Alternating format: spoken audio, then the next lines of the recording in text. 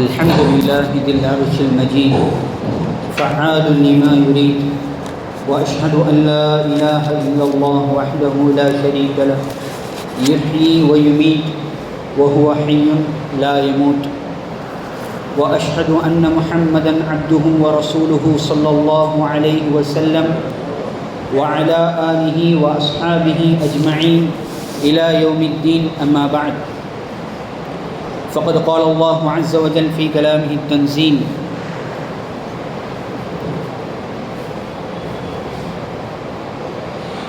فقد قال الله تعالى في كلامه التنزيل اقترب للناس حسابهم وهم في غفلة معرضون وقال أيضا والعصر إن الإنسان لفي خسر صدق الله العلي العظيم وقال نبينا عبد ربنا صلى الله عليه وسلم نعمتان مغبون فيهما كثير من الناس الصحة والفراغ صدق رسول النبي الكريم அளவற்ற அருளாளனும் நிகரற்ற அன்புடையவனுமாகிய எல்லாம் வல்ல அல்லாஹ்வின் திருப்பெயரால் ஆரம்பம் செய்கின்றேன். ஸலாத்தும் ஸலாமும் எம்பெருமானார் முஹம்மதுல் முஸ்தபா ஸல்லல்லாஹு அலைஹி வஸல்லம் அவர்களின் மீதும் அவர்களை பின்பற்றி வாழ்ந்து வளர்ந்த உத்தம சத்திய சஹாபாக்கள், தாபிஈன்கள், தபஉ தாபிஈன்கள் என இந்த அவையிலே குழுமி இருக்கக்கூடிய நம் அனைவர்களின் மீதும் என்றென்றும் நின்று நிலவட்டுமாக. அஸ்ஸலாமு அலைக்கும் வரஹ்மத்துல்லாஹி வபரகாத்துஹு. அன்பிற்குரித்தான எல்லாம் அல்லாஹ்வின் நல்லடியார்களே, அல்லாஹ் தஆலா நமக்கு பலவிதமான நிஅமத்துகளை வாரி வழங்கி இருக்கின்றான். அதில் மிகவும் உன்னதமானது, மிக மிக மதிக்கத்தக்கது, அதிகமாக நன்றி செலுத்தப்பட வேண்டியது அந்த ஒரு நிஅமத் அல்லாஹ் நமக்கு இந்த மார்க்கத்தினை தந்தது. நாம் எல்லாம் முஸ்லிம்களாக இருப்பது அல்லாஹ்வினுடைய ஆகப்பெரும் நிஅமத்தாக இருக்கின்றது. அன்பானவர்களே, அல்லாஹ் தஆலா நமக்கு ஏராளமான நிஅமத்துகளை பல வழிகளில் நமக்கு தந்து கொண்டே இருக்கின்றான். நமக்கு உடல் ஆரோக்கியத்தை அல்லாஹ் தருகிறான் என்று சொன்னால் அதுவும் நிஅமத்து தான்.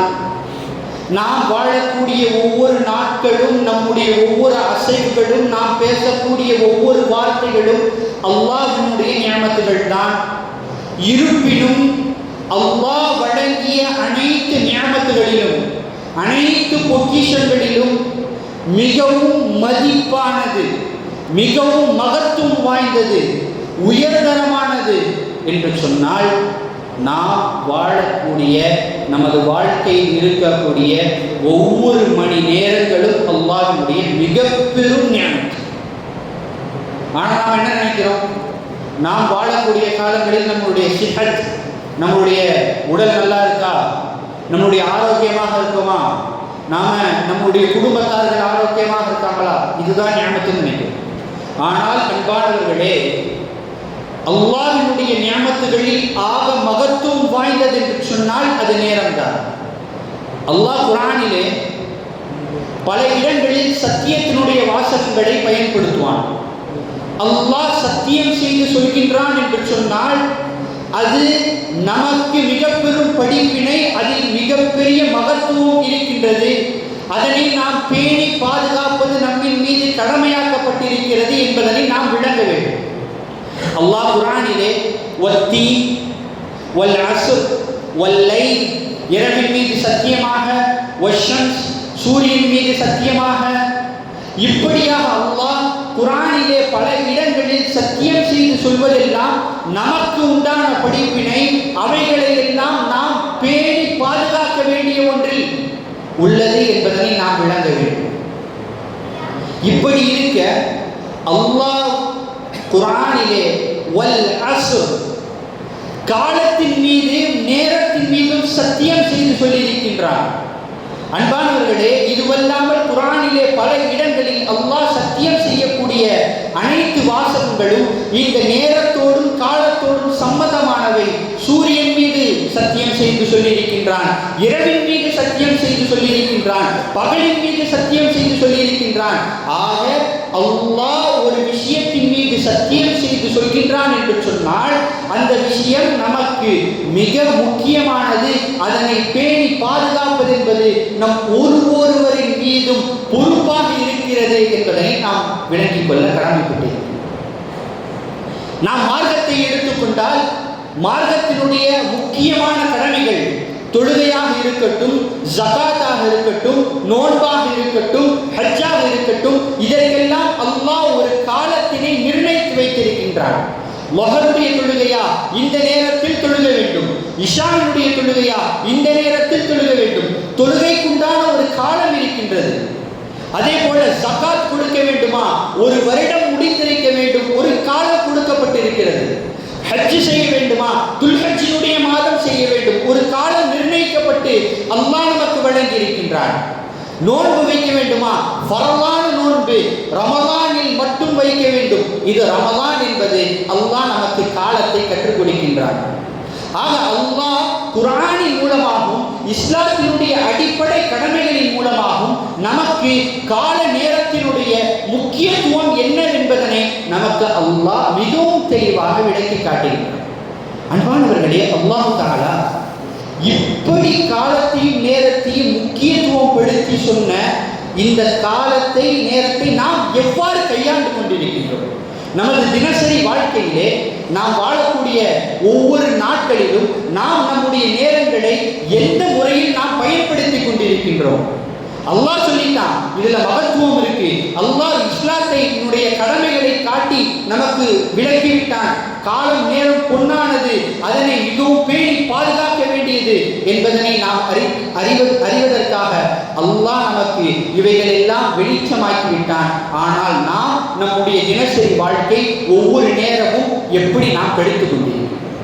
அன்பானவர்களே, அல்லாஹ்வும் ரசூலும் அவனது மார்க்கம் சொன்னது காட்டிலும் இன்னும் உலகத்தினுடைய இயல்பாக ஒரு மிகப்பெரிய துறை சார்ந்த வல்லுநராக இருக்கிறார் என்று சொன்னால், அல்லது அவர் ஏதோ ஒரு பெரிய அச்சீவ்மெண்ட் பண்ணிட்டாருன்னா அவர்கிட்ட கேட்டீங்கன்னா முதல் விஷயம் என்னங்க சொல்லுவாரு? நான் என்னுடைய வாழ்க்கையில டைம் மேனேஜ்மெண்ட், என்னுடைய வாழ்க்கையில நான் என்ன பண்றேன், ஒவ்வொரு நேரத்தையும் பங்கு வைத்து அதில் எந்தெந்த நேரத்தை சரியாக பயன்படுத்தணுமோ என்னுடைய வாழ்க்கையில எல்லா நேரத்தையும் பயன்படுத்துறேன். இது ரியல் டைம் எக்ஸாம்பிள். நம்முடைய வாழ்நாளில் நாம் பார்க்கக்கூடிய அச்சீவ்மெண்ட் செஞ்ச ஒரு உன்னதமான இடத்தை தொட்ட பல மனிதர்களுடைய வாழ்க்கையை நாம் புரட்டி பார்த்தாலும் இதுதான் தெரிகிறது, அவர்கள் கையில் எடுத்தது டைம் மேனேஜ்மெண்ட், நேர மேலாண்மை. அதை தான் அவர்கள் கையில் எடுத்தார்கள். அதன் காரணமாக அவர்களது இலக்கை அடைந்து விட்டார்கள்.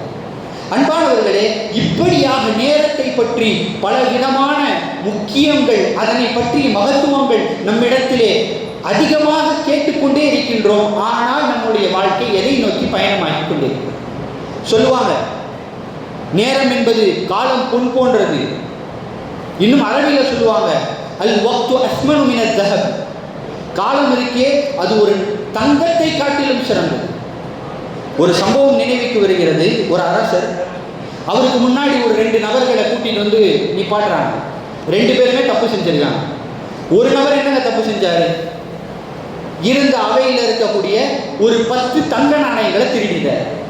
இன்னொரு நபரை சொல்றாங்க, இவர் என்ன பண்ணாரு, விவசாயம் செஞ்சுட்டு இருந்த விவசாயிகளுக்கு மத்தியில போயிட்டு புலி வருதுன்னு சொல்லி பயம் காட்டி அவர்களது அந்த விவசாய நேரத்தை முழுமையாக கெடுத்துட்டார். இப்ப அரசர் தீர்ப்பு சொல்றாரு. அரசர் தீர்ப்பு சொல்லக்கூடிய நேரத்தில் ஒருவருக்கு 100 கசையடி கொடுங்கள், ஒருவருக்கு 10 கசையடி கொடுங்கள், முடிஞ்சிருச்சு. அழைத்து வந்த காவலாளி கேட்கிறாரு, இதுல 2 பேர் 2 இஷ்டால் இருக்கு, 2 பேரும் 2 தப்பு செஞ்சிருக்காங்க, இதுல யாருக்கு 100 யாருக்கு 10? அப்ப அரசர் சொன்னாரு, யாரு 10 நாணயங்களை திருடினாலே அவனுக்கு 10 கசையடி கொடு. எவன் புலி வருதுன்னு சொல்லி ஒருத்தவனை ஏமாத்தினான் தெரியுமா, அவனுக்கு 100 கசையடி கொடு. காவலருக்கு புரியல. கேட்கிறார் அரசர்கிட்ட, அரசரே, நான் கூட்டிட்டு வந்ததுல இவன் தான் நம்ம அரசவையிலிருந்து காசு திருடி இருக்கான். இவன் விவசாயிகளை என்ன பண்ணியிருக்கான், புலி வருது ஏமாத்திட்டான். இவனுக்கு எதுக்கு அரசு? அப்போ அந்த அரசர் சொன்னார், என்னுடைய கஜானாவிலிருந்து 10 அல்ல 100 தங்க நாணயங்களை எடுத்துக்கொண்டு போனாலும் நான் அதை சம்பாதித்து விட முடியும். ஆனால் விவசாயிகள் இடத்தில் இருந்து அவன் அந்த நேரத்தை ஏமாற்றி அந்த நேரத்தை திருடிவிட்டான். அந்த நேரத்தை யாராலும் திருப்பி தர முடியாது. அன்பானவர்களே, நேரம் என்பது அவ்வளவு முக்கியமானது. நம்முடைய வாழ்க்கை ஒவ்வொரு வினாடிகளும் ஒவ்வொரு நிமிடங்களும் நமக்கு எதை உணர்த்த வேண்டும்? நம்முடைய வாழ்க்கை ஒரு முடிவை நோக்கி சென்று கொண்டிருக்கின்றது. நம்முடைய வாழ்க்கை ஆகிரத்தோடு இணைத்து கொண்டிருக்கிறது. நம்மளோட வாழ்க்கையெல்லாம் கவுண்ட் டவுன். ஒரு ராக்கெட் லான்ச் ஆகுது, என்னங்க பண்ணுவாங்க? 10, 9, 8, 7 இப்படின்னா என்ன அர்த்தம்? பின்னோக்கி தான் போகும். கவுண்ட் டவுன் 1 வந்தவொடனே ராக்கெட் பார்க்கும். அப்போ கிளம்ப போறோம்னு அர்த்தம். அல்லாஹ்வின் இடத்துல போக போறோம். நம்முடைய ஒவ்வொரு வினாடிகளும் நமக்கு உணர்த்துவது இதைத்தான். நாம் மௌத்தை நெருங்கி கொண்டிருக்கின்றோம், நாம் ஆகிரத்தை நெருங்கி கொண்டிருக்கின்றோம் என்பதனை நாம் நம்முடைய உள்ளங்களில் மிக ஆழமாக மிக தெளிவாக நாம் பதிய வைக்க கடமைப்பட்டிருக்கின்றோம். அன்பானவர்கள், அதே போல அல்லாஹ் தஆலா நேரத்தை நமக்கு கொடுத்துட்டான். நாம தினசரி வாழ்க்கையில் நம்முடைய நேரம் எப்படி கழியுது? நாம் என்னங்க சொல்றோம்? ஒரு நாளில் நீங்கள் என்னங்க பண்ணுறீங்க? என்ன பண்ணுற? டைமே பத்தலை. யாரை கேட்டாலும் டைம் பத்தலை. என்ன வேலை செய்யறது? என்னுடைய நாளை நான் எப்படி கிளாசிஃபை பண்ணியிருக்கேன், பிரிச்சிருக்கேன். என்னுடைய சுய தேவைக்கான ஒரு நேரம் சரி, என்னுடைய தொழிலுக்கு உண்டான நேரம் சரி, என்னுடைய குடும்பத்திற்கு உண்டான நேரம் சரி, தொழில் செய்து வந்ததுக்கப்புறம் கொஞ்சம் களைப்பாடுறதுக்கு உண்டான நேரம். இதுதான் என்னுடைய வாழ்க்கை. அன்பானவர்களே, நாம் நம்முடைய வாழ்க்கையை இப்படி பிரித்தால் இதிலே அல்லாஹ்விற்கு உண்டான நேரம் எங்கே? நாம் அல்லாஹ்விற்கு செய்ய வேண்டிய கடமைகளுக்கு உண்டான நேரம் எங்கே? அல்லாஹ் என்ன நம்மை சாதாரணமாக சுற்றி திரிவதற்காக கேலி கூத்துகளுக்காக அல்லாஹ் படைத்து விட்டானா? அல்லாஹ்வே குர்ஆனில் கேட்கின்றான், ஹஸிபத்தும், நீங்க நினைச்சு கொண்டீங்களா? நீங்களாம் நினைச்சிட்டு இருக்கீங்களா உலகத்துல வாழக்கூடிய சமயத்துல? ஹஸிபத்தும், நீங்க நினைச்சு கொண்டிருக்கீங்க, அன்னமா ஹலக்னாகும் அபஸா, நான் என்ன பண்ணிட்டோம், உங்களை சும்மா விளையாட்டுக்கு படைச்சு அனுப்பிச்சு விட்டுட்டோம்னு நினைச்சிட்டு இருக்கீங்களா? ஹஸிபத்தும் அன்னமா ஹலக்னாகும் அபஸா வ இன்னக்கும் இலைனா லா துர்ஜஊன், நீங்க நம்ம இடத்துல திரும்பி வரவே போறதில்லைன்னு நினைச்சிட்டீங்களா? உலகத்தில் இவ்வளோ சந்தோஷமாக இருக்கீங்க, உங்களுடைய தேவைகளை மட்டும் பூர்த்தி செஞ்சுக்கிறீங்க. நான் அனுப்பிய நோக்கத்தினை நீங்கள் பரிபூரணம் செய்யாமல் உங்களுடைய வாழ்க்கையை கேலி கூத்துகளில் உங்களது வாழ்க்கையை முழுமையாக உங்களுக்காக மட்டும் வாழ்ந்து கொண்டிருக்கின்றீர்களே, நான் படைத்ததனுடைய நோக்கம் என்ன? அல்லாஹ் இன்னொரு குர்ஆன் ஆயத்தில் சொல்ற நோக்கத்தை, ஒமா கலக்துல் ஜின்ன வல் இன்ஸ இல்லா லியஅபுதுன், நான் ஜின் வர்க்கத்தையும் மனித வர்க்கத்தையும் வணங்குவதற்காக தவிர வேறு எதற்காகவும் படைக்கவில்லை. அன்பானவர்களே, அல்லாஹ் அனுப்பிய இந்த நோக்கத்தினை நாம் எந்த அளவுக்கு பரிபூரணம் செய்திருக்கின்றோம்? நம்முடைய வாழ்க்கை எந்த அளவிற்கு அல்லாஹ்வோடு ஒரு நெருக்கத்தினை ஏற்படுத்தி இருக்கின்றது? நாம் சற்று சிந்தித்து பார்க்க வேண்டாமா? அல்லாஹ் அதே போல இன்னொரு குர்ஆன் வசனத்திலே சொல்கின்றான், இக்தரப லின்னாஸி ஹிஸாபுஹும், அவர்களது கேள்வி கணக்குகள் எல்லாம் அவர்களை நெருங்கிக் கொண்டே இருக்கிறது. வஹும் ஃபீ கஃப்லத்தின் முகரிதுன், ஆனால் அவர்கள் எப்படி தெரியுமா இருக்கிறார்கள்? அந்த கேள்வி கணக்குன்ற நாளையும் மறந்துட்டாங்க, இன்னும் கேலி கூத்துகளில் மூழ்கி கிடக்கிறார்கள் என்பதை அல்லாஹ் தஆலா ஒரு வசனத்தின் மூலமாக நமக்கு விளக்கி காட்டுகின்றார். அன்பானவர்களே, நாம் சிந்தித்து பார்க்க வேண்டும். அல்லாஹ் அனுப்பியதனுடைய நோக்கம் இதற்காகத்தான். நாம் வாழ்ந்தோம், மரணித்தோம், வெறும் உலகத்தினுடைய சம்பாத்தியங்களை சம்பாதித்தோம், மதிப்புகளை சம்பாதித்தோம், பிறருடைய அன்பை சம்பாதித்தோம், நேசத்தை சம்பாதித்தோம். இதோடு நாம் இறந்துட்டோம் சொன்னால் எதுங்க நம்ம கூட வரும்? நாம் சம்பாதித்த பணங்களா, நாம் வாங்கி வைத்த காரு, பங்களா, வீடு, இது நம்ம கூட வருமா? எதுங்க வரும்? அன்பானவர்களே, நம்மோடு வருவது அல்லாஹ்வோடு எந்த அளவுக்கு நெருக்கத்தினை நாம் கடைபிடித்திருக்கின்றோம், அல்லாஹ்வோடு நாம் எந்த அளவிற்கு நெருங்கியிருக்கின்றோம் என்பதுதான் நம்மோடு வரும். நாம் ஆகையால் சிந்திக்க கடமைப்பட்டிருக்கின்றோம். நமக்கு ஒவ்வொருவருக்கும் நாளை அல்லாஹ்விடத்திலே கேள்வி கணக்கு இருக்கிறது.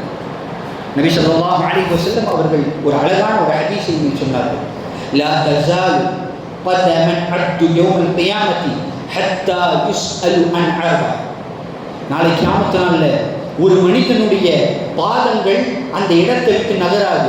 இதுவரைக்கும் சொன்னால் அவர் 4 கேள்விகளுக்கு பதில் சொல்லாத வரை அவரது பாதங்கள் அந்த இடத்தை விட்டு நகராது. முதல் கேள்வி என்ன தெரியுமாங்க? அன் உம்ரிஹி ஃபீமா அஃப்னா, உன்னுடைய வாழ்நாளை நீ எப்படி செலவு செய்தாய்? யாரு கேட்பா? அல்லாஹ் கேட்பா. என்ன பதில் தயாரிச்சு? நம்முடைய வாழ்க்கையில் இதற்குண்டான விடை நாம் எதை சேகரித்து வைத்திருக்கின்றோம்? உன்னுடைய வாழ்நாளை நீ எப்படி செலவழித்தாய்? அல்லாஹ் நாளை கேட்பான். இரண்டாவது கேள்வி சொல்றாங்க, உன்னுடைய வாலிபம் இருந்துச்சுலப்பா, அந்த வாலிபத்தை நீ எப்படி செலவழித்தாய், எப்படி வீணாக்கினாய், எப்படி கழித்தாய்? அன்பானவர்களே, நாம் விளங்கிக் கொள்ள வேண்டும், நம்முடைய வாழ்க்கை மூன்றாக பங்கு வைத்தோம் என்று சொன்னால், ஒரு வாழ்க்கை இளமையுடைய பருவம், மற்றொன்று வாலிபத்தினுடைய பருவம், கடைசி முதுமையினுடைய பருவம். இப்படி இந்த மூன்று பருவங்களில் அல்லாஹ் அதிகமான வலிமையை வைத்திருக்கக்கூடிய பருவம் என்று சொன்னால் அது வாலிபத்தினுடைய பருவம் தான். குழந்தையை நினைச்சு பாருங்க, அதால ஒரு 10 கிலோ தூக்குனா குழந்தை தூக்குமா? என்ன இல்லை, அதுக்கிட்ட சக்தி கிடையாது. எந்த ஒரு குழந்தைகிட்ட போய் நம்ம ஏதாவது ஒரு டிசிஷன் கேட்போமா? அதுக்கு பகுத்தறிவை யூஸ் பண்ணி சொல்ல தெரியுமா? சொல்ல தெரியாது. அப்போ கூவத்தும் இல்லை, அதுக்கிட்ட வலிமையும் இல்லை, ருஷ்து பகுத்தறிவும் கிடையாது. அப்படியே நேரம் எங்க வாங்க? வயோதிகத்துக்கு வாங்க. வயோதிகத்தில் அனுபவம் நிறையா இருக்கும், ஒரு ஆலோசனை கேட்டால் சொல்லுவாங்க, பகுத்தறிவு இருக்கும், ஆனால் வலிமை இருக்காது. அன்பானவர்களே, வலிமையும் பகுத்தறிவும் சேர்ந்த ஒரு காலம்தான் வாலிபம். அதனால தான் அல்லாஹ் அந்த வாலிபத்தை நீ எப்படி பயன்படுத்த? அல்லாஹ் கேட்கக்கூடிய கேள்வி, வாழ்க்கைன்னு சொன்னால் முழு வாழ்க்கை, இதில் என்ன பண்ணன்னு சொன்னாலே முடிஞ்சு போச்சு, எதுக்கு அல்லாஹ் வாலிபத்தை தனியாக கேட்கணும்? அன்பானவர்களே, வாலிபம் என்பது இரண்டிற்கும் நடுநிலையை கொண்டு வந்து நம்மை முழு பலமுள்ள மனிதனாக, பகுத்தறிவு கொண்ட ஒரு சிந்தனை செய்யக்கூடிய ஒரு மனிதனாக மாற்றக்கூடியது இந்த வாலிபம் தான். அதனால தான் பாருங்க, ஹஜ்ரத் இப்ராஹிம் அலைஹிஸ்ஸலாம் அவர்களுடைய சம்பவம் மிகச்சிறந்த சம்பவம். ஏன் நபி ஸல்லல்லாஹு ஹஜ்ரத் இப்ராஹிம் அலைஹிஸ்ஸலாம் அவங்களுடைய ஊரில் தாவத்துடைய பணியை செய்கிறாங்க. அல்லாஹ் தான் ஒரே இறைவன், அவனை வணங்குங்க, யாரும் ஏற்றுக்கல. அவங்களுடைய தகப்பன் முதல் கொண்டு ஏற்றுக்கல. எல்லாம் என்ன பண்றாங்க? ஒரு நாள் ஒரு சிலை, ஒரு கோயிலுக்கு போய் ஒரு பெரிய விழா நடக்குது. அந்த விழாவுக்காக ஊரை விட்டு போறாங்க. அப்போ இப்ராஹிம் அலைஹிஸ்ஸலாம் போனாங்க. போய் இருக்கிற எல்லா சிலையும் அடித்து உடச்சி ஒரு பெரிய சிலக்கையில அந்த உடச்ச அந்த கருவி கேடயம் அந்த ஒரு கோடாலியை கொடுத்துட்டு வந்துட்டாங்க. எல்லா மக்களும் விழாவை முடிச்சுட்டு ஊருக்கு வராங்க. வந்து பார்த்தா சிலைகள் எல்லாம் உடைக்கப்பட்டிருக்கு, சின்ன பின்னமாக கிடக்கும். உடனே அங்க இருந்த நம்ரூத் என்ற அரசனுக்கு மிகப்பெரிய கோபம் வந்து கேட்கிறான், யார் இதை செஞ்சிருப்பா? ஊர் மக்களுக்கு தெரியும், இப்ராஹிம் அலைஹிஸ்ஸலாம் அவர்கள் ஒருவர் மட்டும்தான் அல்லாஹ்வை வணங்குங்கள் என்று சொல்லிக் கொண்டிருந்தார். அவருக்கு தான் நம்முடைய சிலைகளை கண்டால் பிடிக்காது, நாம் புத்துக்களை வணங்கி கொண்டிருக்கின்றோம், நாம் வணங்கக்கூடிய இந்த சிலைகளை அவருக்கு கண்டால் பிடிக்காது, அவர் தான் உடைச்சிருப்பார். அப்ப அந்த மக்கள் சொல்லும்போது சொன்ன வார்த்தை, இன்னஹு ஃபதன், அவர் ஒரு வாலிபர், அவருடைய பெயர் இப்ராஹிம். இப்படிதான் நம்ரூத் என்ற அந்த அரசன் இடத்துல போய் சொல்றாங்க. இப்ப நம்ரூத் என்ற அரசன் உடனே மிகப்பெரிய கோபத்திற்கு ஆளாகி வரான். அந்த அந்த நபரை என்ன பண்ணணும்? கொல்லணும். ஏன்? நம்முடைய சிலைகள் எல்லாத்தையும் என்ன பண்ணிட்டார்? உடைச்சிட்டார். கூப்பிடுங்க அவர், யாருப்பா இந்த சிலைகளை உடைத்தார்? உடனே ஊர் மக்கள் எல்லாருமே சொன்னாங்க, இவர் தான் உடைச்சிருக்கார். இப்ராஹிம் அலைஹிஸ்ஸலாம் அவர்களிடத்தை கேட்கப்படுது, யார் உடைச்சா? யார் கையில ஆயுதம் இருக்கு? பெரிய சிலை. அப்ப பெரிய சிலை தான் சின்ன சிலைகள் எல்லாத்தையும் உடைச்சிருக்கோம். ஊர் மக்கள் எல்லாரும் சொன்னாங்க, அந்த சிலை நவுறவே நவுறாது, அந்த சிலை அப்படியே நிற்கும், அதுக்கு நாங்கள் வைக்கிற சாப்பாட்டை கூட சாப்பிடாது, அது எப்படிங்க உடைக்க போகுது? அப்போ இப்ராஹிம் அலைஹிஸ்ஸலாம் சொல்றாங்க, இதைத்தானப்பா நானும் சொன்னேன், அந்த சிலைக்கு எந்த விதமான சக்தியுமே கிடையாது, அப்படிப்பட்ட சிலையை நீங்கள் வணங்கி கொண்டிருக்கிறீர்களே என்று தானே நானும் சொன்னேன். நீங்க வாங்க, அல்லாஹ்வை வணங்குங்க, அல்லாஹ் தான் நமக்கு ரிஸ்கை கொடுக்குறான், அல்லாஹ் தான் நமக்கு சிஹத்தை வலிமையை கொடுக்குறான், உடல் ஆரோக்கியத்தை கொடுக்குறான் என்பதாக சொன்னான். இதை கேட்ட அந்த அரசனுக்கு மிகப்பெரும் கோபம். உடனே அந்த அரசன் ஒரு மிகப்பெரிய நெருப்பு குண்டத்தை ஏற்படுத்தி அதில் இப்ராஹிம் அலைஹிஸ்ஸலாம் அவங்கள போட்டாங்க. இந்த சம்பவங்கள் தெரியும். அன்பானவர்களே, இந்த இடத்துல ஒரு கேள்வியை நான் உங்களுக்கு முன்னாடி முன்வைக்கிறேன். ஒரு நபரை கொல்லணும்னு சொன்னால், பொதுவாக ஒரு நபரை ஒருத்தர் கொல்லணும்னா என்ன பண்ணுவார்? ஒரு கத்தியால் வெட்டினாங்க, தூக்கில் போட்டாங்க, விஷம் கொடுத்தாங்க, இப்படி ஒரு நபரை சாவடிச்சு நம்ம பார்த்துருக்கோம். ஆனால் இப்ராஹிம் அலைஹிஸ்ஸலாம் அவர்களை மௌத்தாக்குவதற்கு, அவர்களை கொல்லுவதற்கு நம்ரூத் மிக பெரும் நெருப்பு குண்டத்தை தயாரித்தான். முஃபஸ்ஸிரீன்கள் விளக்கம் எழுதுவார்கள், அந்த நெருப்பு குண்டம் மேல நோக்கி அந்த எரியிற தீயில வானத்தில் பறக்கக்கூடிய பறவைகள் கூட பொசுங்கி கீழே விடும். எத்தனை பேருக்கு அடிக்க போறாங்க? ஒரே ஒரு நபர் இப்ராஹிம் அலைஹிஸ்ஸலாம். அன்பானவர்களே, முஹத்திஸீன்கள், முஃபஸ்ஸிரீன்கள் எழுதுறாங்க, ஒரு தனிநபரை கொல்றதுக்கு நம்ரூத் இவ்வளோ பெரிய நெருப்பு குண்டத்தை ஏற்படுத்தினான் என்று சொன்னால் அந்த இடத்துல இப்ராஹிம் அலைஹிஸ்ஸலாமுடைய என்ன தோன்றுச்சு தெரியுமா அவனுக்கு? இப்ராஹிம் அலைஹிஸ்ஸலாமுடைய உடல் வலிமை அவனுக்கு தெரியல, ஈமானுடைய வலிமை அவனுக்கு தெரிந்தது. அவன் நினைத்தான், இந்த நபரை நம்ம சாதாரணமாக கொல்லணும்னு நினைச்சா கொல்ல முடியாது. ஒரு இயல்பான மனிதனை கொள்வது போன்று கொன்றால் இவனை கொல்ல முடியாது, இவனை சாகடிக்க முடியாது. ஆக இப்ராஹிம் அலைஹிஸ்ஸலாம் அவர்களை கொல்ல வேண்டும் என்று சொன்னால் ஒரு ஊரை, ஒரு முழு நாட்டை அழிப்பதற்கு எவ்வளவு பெரிய நெருப்பு குண்டம் தேவைப்படுமோ அவ்வளவு பெரிய நெருப்பு குண்டம் தேவைப்படும் என்பதனை நம்ரூத் விளங்கினான். அந்த அளவிற்கு அவர்களது ஈமானுடைய வலிமை அவனுக்கு தெரியும். பாருங்க, இப்ராஹிம் அலைஹிஸ்ஸலாம் அவர்களுடைய இந்த வரலாறுல அவர்களது வாலிபத்தில் போய் உடைக்கணுன்ற அந்த ஒரு மன வலிமை, தைரியம், ஒரு கூவல் அவர்களுக்கு வாலிபத்தில் அல்லாஹ் கொடுத்தார். உடைச்சி முடிச்சுட்டு ஊர் மக்கள் கேட்கும்போது அந்த இடத்துல தாவத் செய்யக்கூடிய பகுத்தறிவு அல்லாஹ் தஆலா வாலிபத்தில் கொடுத்தார். அன்பானவர்களே, வாலிபம் என்பது மிக மிக முக்கியமான ஒரு தருணம். அந்த வாலிபத்தினை நாம் எவ்வாறு கையாளுகிறோம் என்பதனை நாளை அல்லாஹ் கேட்பான். வஅன் ஷபாபிஹி ஃபீமா அப்லா, நீ உன்னுடைய வாலிபத்தை எவ்வாறு கழித்தாய்? அன்பானவர்களே, நாம் எல்லாம் தயாரிப்பை மேற்கொள்ள வேண்டும். நாம் ஒவ்வொருவரும் அமல்களில் அதிகமாக ஈடுபட வேண்டும். அல்லாஹ் எதற்காக, எந்த நோக்கத்திற்காக நம்மை இந்த உலகத்திற்கு அனுப்பினானோ, வமா கலக்துல் ஜின்ன வல் இன்ஸ இல்லா லியஅபுதூன், நான் உங்களை வணங்குவதற்காக அன்றி வேறு எதற்காகவும் படைக்கவில்லை. அல்லாஹ் நோக்கத்தை சொல்லிட்டான், பரிபூர்ணப்படுத்த வேண்டியது நம்முடைய கடமை. இன்னைக்கு போய் கேட்டால் என்ன சொல்றாங்க? தொழுவாங்க, நேரம் இல்லைங்க, அல்லாஹ் அனுப்புறது இதுக்கா? தொழுவாங்க சொன்னா நேரம் இல்லைன்னு சொல்றதுக்காக அல்லாஹ் அனுப்புனான். அன்பானவர்களே, நாம் எவ்வளவு பணியில் இருக்கோம், என்னங்க நம்ம பணி செய்யறோம்? நம்முடைய நான் சொல்றோம், எனக்கு நேரம் பத்த மாட்டுக்கு, நான் அவ்வளோ கடமைகள் இருக்கு, எனக்கு அந்த வேலை இருக்கு, இந்த வேலை இருக்கு. நபி ஸல்லல்லாஹு அலைஹி வஸல்லம் அவர்களுடைய வாழ்க்கையை நீங்கள் பாருங்கள். நபி என்ன பண்ணாங்க? ஒரு நாட்டினுடைய அரசராக இருந்தார்கள். ஒரு நாட்டினுடைய அரசர், நீதிபதி, 9 மனைவிகளுக்கு கணவர், முழு சஹாபாக்களுக்கு ஆசிரியர், முழு உம்மத்திற்கும் மார்க்கத்தை எட்டி வைத்த போதவர். இப்படிப்பட்ட நபி ஸல்லல்லாஹு அலைஹி வஸல்லம் அவர்களை பார்த்து சொல்லப்பட்டது, கான அக்ஸருன் நாஸ், அவர்கள் என்ன பண்ணாங்க? மக்களிலேயே அதிகமாக திக்ர் செய்யக்கூடியவர்களாக இருந்தார்கள். வேலை ரொம்ப கம்மியும், நபிக்கு வேலையே இல்லையா? எப்படி அவ்வளவு திக்ர் செஞ்சாங்க? அன்பானவர்களே, நபியினுடைய வாழ்க்கை இவ்வளவு அங்கங்கள் இருந்தது. ஒரு நாட்டினுடைய அரசராக இருந்தார்கள், ஒரு மனைவிமார்களுக்கு கணவராக, சஹாபாக்களுக்கு ஒரு ஆசிரியராக, முழு உம்மத்திற்கும் ஒரு மிக பெரும் தாயில் இஸ்லாத்தினை முழுமையாக எத்தி வைத்தவர்களாக நபி ஸல்லல்லாஹு அலைஹி வஸல்லம் அவர்கள் இருந்தார்கள். ஆனால் அவர்களை பார்த்து சொல்லப்பட்டது, கான அக்ஸரன் நாஸ் திக்ருல்லாஹ், அல்லாஹ்வினுடைய திக்ர்களை சொல்வதிலேயே அதிகமாக திக்ர் செய்யக்கூடிய நபராக நபி ஸல்லல்லாஹு அலைஹி வஸல்லம் அவர்கள். இதுக்கான காரணம் என்ன?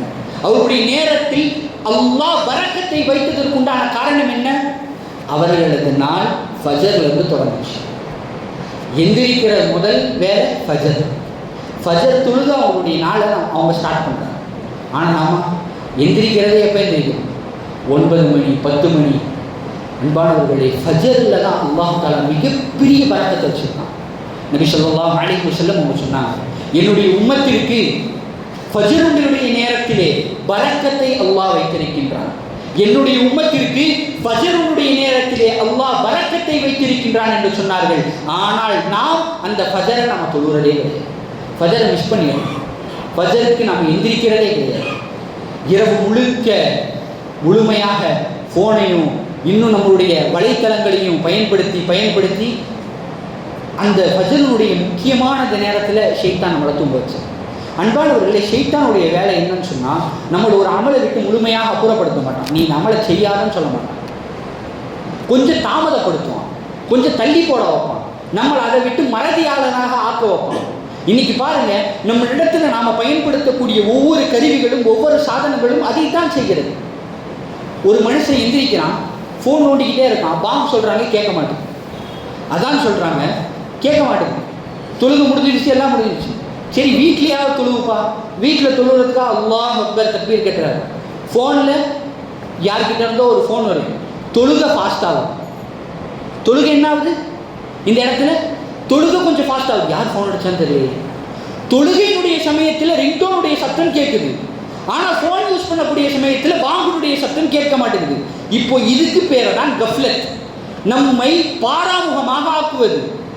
அதற்குள்ளாக நம்மை மூழ்கடிக்க செய்து அல்லாஹ் எந்த நோக்கத்திற்காக அனுப்பினானோ அந்த நோக்கத்தை விட்டும் நம்மை பாராமுகமாக்குவது தான் இந்த இன்னைக்கு இருக்கக்கூடிய டெக்னாலஜியினுடைய வேலையே தான். டெக்னாலஜி யூஸ் பண்ணக்கூடாதுன்னு யாருமே சொல்ல கிடையாது. டெக்னாலஜி யூஸ் பண்ணுறது தப்பே கிடையாது. ஆனால் அதை பயன்படுத்த வேண்டிய இடத்தில் பயன்படுத்தும், சரியான முறையில் அணுகணும். இன்றைக்கி சின்ன பிள்ளைங்க கையிலலாம் ஃபோன் இருக்குது, சின்ன சின்ன குழந்தைகள் கையிலலாம் ஃபோன் தவிழுது. அந்த குழந்தைகளுக்கு அதை யூஸ் பண்ணுறதை பார்த்து பேரண்ட்ஸ் சந்தோஷப்படுறாங்க. என் பிள்ளை இப்போவே அழகாக ஃபோனில் அந்த இது வைப்பான் சூப்பராக. இதில் பெருமைப்படுறதுக்கு எந்த விஷயமே இல்லையே. அன்பானவர்களே, நாம் இன்றிலிருந்து அவங்களுக்கு தொழுகையை பழக்கணும், கலிமாவை பழக்கணும், குர்ஆன் ஓதுவதை பழக்கணும். நம்முடைய ஒவ்வொரு நாளும் நமக்கு உணர்த்துவது இதைத்தான். நாம் எந்த அமல் செய்கின்றோமோ அந்த அமல் தான் நாளைக்கு அல்லாஹ் இடத்துல கொண்டு போய் சேர்க்கப்படணும். அல்லாஹ்வும் நாமும் நிற்கும் பொழுது எதுவும் வராது, நம்முடைய அமல்கள் தான் நமக்கு முன்பாக வரும். நாம் அதை விளங்கணும். நாம் இந்த ஒரு நேரத்தை மிகவும் பக்குவமாக கையாளணும். இறுதியாக ஒன்றை சொல்லி முடித்துக் கொள்கின்றேன். சொர்க்கவாசிகள் சொர்க்கத்துக்கு போனதுக்கப்புறம் எந்த நபர்களுக்கும் எந்த விதமான கவலையும் இருக்காது. சொர்க்கத்தில் மிகப்பெரிய கிஃப்டே இருக்கும். சொர்க்கத்தில் என்ன இருக்காது? எந்த கவலையுமே இருக்காது. அதில் ஒரே ஒரு மன நெருடல் இருக்குமா? சொர்க்கவாசிகளுக்கு என்ன இருக்கும்? மன நெருடல். ஒரு சின்னதாக மனசு உறுத்திக்கிட்டே இருக்கும். யாரை பார்க்கும்போதுன்னா, சொர்க்கத்தில் உயர்ந்த அந்தஸ்தில் இருப்பவர்களை பார்க்கும்பொழுது சொர்க்கவாசிகளுக்கு மனசில் ஒரு நெருடல் ஏற்படுமா? என்ன நெருடல்னா, உலகத்தில் நான் எவ்வளோ காலத்தை நான் வீணாக்கிறேன், நான் இன்னும் ஒரு சுப்ஹானல்லாஹ் சொல்லியிருந்தா, நான் ஒரே ஒரு அல்ஹம்துலில்லாஹ் சொல்லியிருந்தா நான் அந்த நபருடைய தரஜாக்கு போயிருப்பேன். அன்பானவர்களே, சொர்க்கத்திலே மனிதன் கவலைப்பட மாட்டான். மன நெருடல் ஒரே ஒரு விஷயத்துக்கு வருதுன்னா என்னத்துக்குறாங்க? நேரத்தை வீணாக்கணும். அதே மாதிரி பாருங்க, சொர்க்கத்திலேயே ரொம்ப சந்தோஷப்படுறதுக்கு உண்டான ஒரு விஷயம் என்ன சொல்லுங்க? நேரம் தான். முடிவே கிடையாது, முடிவே கிடையாது. உன்னுடைய சொர்க்கம், உனக்கு விதிக்கப்பட்ட சொர்க்கம் முடிவில்லாதது. நீ எத்துணை வருடங்கள் இல்லை, வருடங்களை கணக்கே பண்ண முடியாது, இன்ஃபினிட்டி, காலம் முழுக்காங்கதான். அப்படிப்பட்ட சொர்க்கத்திற்கு உண்டான தயாரிப்பை செய்வதற்காக மட்டும்தான் அல்லாஹ் நம்மை இந்த உலகத்தில் அனுப்பியிருக்கின்றான் என்பதனை நாம் முழுமையாக உள்ளத்தால் நாம் விளங்கி அமல் செய்ய ஆரம்பிக்க வேண்டும். அன்பானவர்களே, நேரத்தை நாம் கையாளுவதில் மிக மிக முக்கியமாக இன்னும் இப்பொழுது இருக்கக்கூடிய இந்த மாதங்களில் நாம் நேரத்தை கையாளுவதை நாம் சற்று கூடுதல் முக்கியத்துவம் தர வேண்டும். ஏன் சொன்னால், இன்னும் 2 மாதத்தில் ரமலானுடைய மாதம் வரும். மாதங்களில் மிக மகத்துவம் வாய்ந்த மாதம், குர்ஆன் அருளப்பட்ட மாதம். அந்த மாதத்தில் நான் போய் நேரடியாக குதிச்சு நான் எல்லா அமலும் செஞ்சிடன்னு கேட்ட முடியாது. அதற்குண்டான ட்ரைனிங்க்கு 2 மாதம் இதுதான். ரஜபினுடைய மாதம் நம்மை அடைந்து விட்டது. அடுத்தது ஷாபான், அடுத்தது ரமலான். ரஜபுடைய மாதத்தில் நாம் எந்த விதமான முயற்சிகளும் எடுக்கவில்லை என்று சொன்னால், நாம் நேரத்தினை சரியாக அல்லாஹ்விற்காக அமல்களுக்கேற்றவாறு நாம் பயன்படுத்தவில்லை என்று சொன்னால், நம்மால் ரமலானில் நிச்சயம் எந்த விதமான கூடுதல் அமல்களையும் செய்ய முடியாது. அழகாக ஒரு விஷயத்தை சொல்லி முடித்துக் கொள்கின்றேன். ரஜபினுடைய மாதம் விதை விதைப்பதற்குண்டான மாதம். ஒரு அல்லாமா சொல்கின்றார்கள், ஒரு மிகப்பெரிய பேரறிஞர் சொல்கின்றார்கள், ரஜபினுடைய மாதம் விதை விதைப்பதற்குண்டான மாதம், ஷாபானுடைய மாதம் நீர் பாய்ச்சுவதற்குண்டான மாதம், ரமலானுடைய மாதம் அறுவடை செய்வதற்குண்டான மாதம். இப்போ சொல்லுங்க, நேரடியாக ரமலானுக்கு போயிட்டு அறுவடை செய்யணும்னா என்ன அங்கே இருக்கும்? என்ன இருக்கும்? ஒருவன் விதை விதைக்காமல் நீர் பாய்ச்சாமல் அறுவடையை மட்டும் நாடுவது எப்படி? அவர் இப்படி தான் கேட்குறாரு. அன்பானவர்களே, இப்படி தான் நாமும் இருக்கோம். இந்த இடத்திலிருந்து நாம் முடிவெடுக்கணும். ஒவ்வொரு அமல்களையும் கொஞ்சம் அதிகப்படுத்தணும். நாம் ஃபர்லான தொழுகைகளையும் இன்னும் ஸ்டார்ட் பண்ணலையா? ஃபர்லான தொழுகையை ஸ்டார்ட் பண்ணுங்க. ஃபரலை செஞ்சிட்டோமா, சுன்னத் நஃபீல்களை ஸ்டார்ட் பண்ணுங்க. திக்ர்கள் அதிகமாக செய்யுங்க, சதக்காக்கள் அதிகமாக செய்யுங்க. இப்படி நாம் செய்யக்கூடிய ஒவ்வொன்றும் இன்று விதை விதைப்பதாக இருக்கும், ஷாபானுடைய மாதம் செய்யும் பொழுது அது இன்னும் நீர் பாய்ச்சுவதாக இருக்கும், ரமலானிலே அது பன்மடங்காக நமக்கு நன்மைகளை அறுவடை செய்து தரும் என்பதில் எவ்வித சந்தேகமும் கிடையாது. அல்லாஹ் தாலா நம்மை அதிகமான நேரங்களை வீணடிக்காமல் நல்ல முறையில் அல்லாஹ்வினை அடைந்து அல்லாஹ்விற்காக வாழக்கூடிய நன்மக்களாக உங்களையும் என்னையும் ஆக்கி அருள் புரிவானாக. ஆமீன். வாஹிர் தாவானா அல்ஹம்துலில்லாஹி ரப்பில் ஆலமீன்.